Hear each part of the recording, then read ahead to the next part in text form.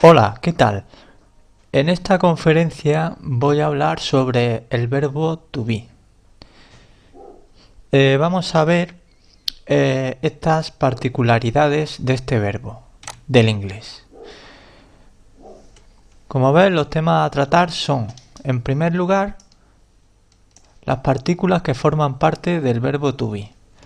En segundo lugar, vamos a ver la conjugación del verbo. En tercer lugar, haremos uso del verbo to be como auxiliar. Y por último, vamos a ver sobre la marcha, sobre todo, algunas frases de demostración. Las partículas del verbo to be son tres. En primer lugar, tenemos la partícula am. Esta partícula am solo se utiliza en una sola persona, en la primera. Después tenemos la partícula is, que se utiliza únicamente en la tercera persona del singular, pero veremos que esta persona, la tercera persona del singular, no es tan simple como, por ejemplo, esta, la primera. Después tenemos la partícula are, que es la partícula que más se usa en esta conjugación del verbo to be. Por ejemplo, veamos una tabla con la conjugación ya formada. Aquí la tenemos. Como puedes ver, la primera persona del singular tiene el verbo, la partícula am. La partícula is hemos dicho que está en la tercera persona del singular, pero fíjate que esta tercera persona del singular tiene tres formas: he, she y it. Pues bien, son específicas estas personas para describir el género del que estamos hablando. Por ejemplo, his es para referirse a personas masculinas. She is es para referirse a personas femeninas. Y its es para referirse a animales o cosas. Aunque este aspecto de los animales y cosas hay una particularidad.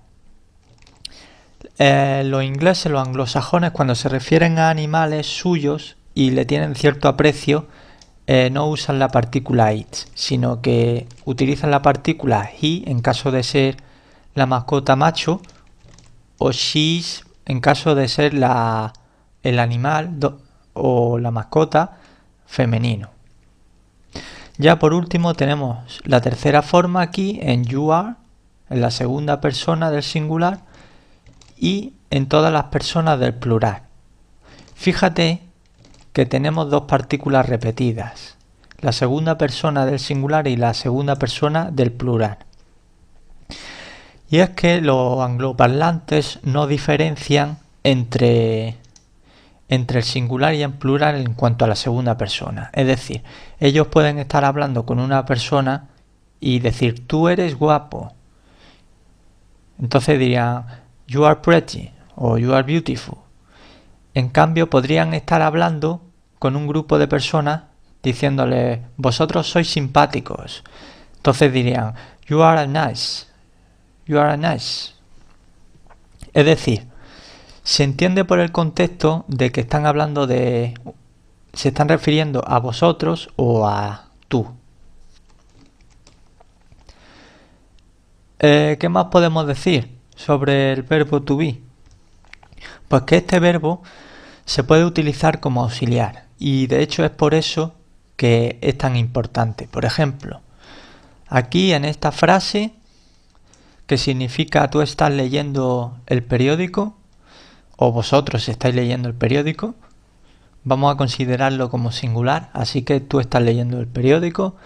Vemos que aquí tenemos el verbo to be, ya con su forma conjugada. El verbo to be se utiliza como auxiliar generalmente antes de un verbo en gerundio. De esta forma decimos, creamos una forma compuesta, un verbo compuesto. Estás leyendo. Por ejemplo, más frases podríamos decir They are cooking with me. Ellos están cocinando conmigo. O incluso My father is running very fast. Aquí no hemos puesto un pronombre personal, sino que hemos puesto la persona directamente que ejecuta la acción. My father, que sería he, él, está corriendo muy rápido. My father está corriendo muy rápido.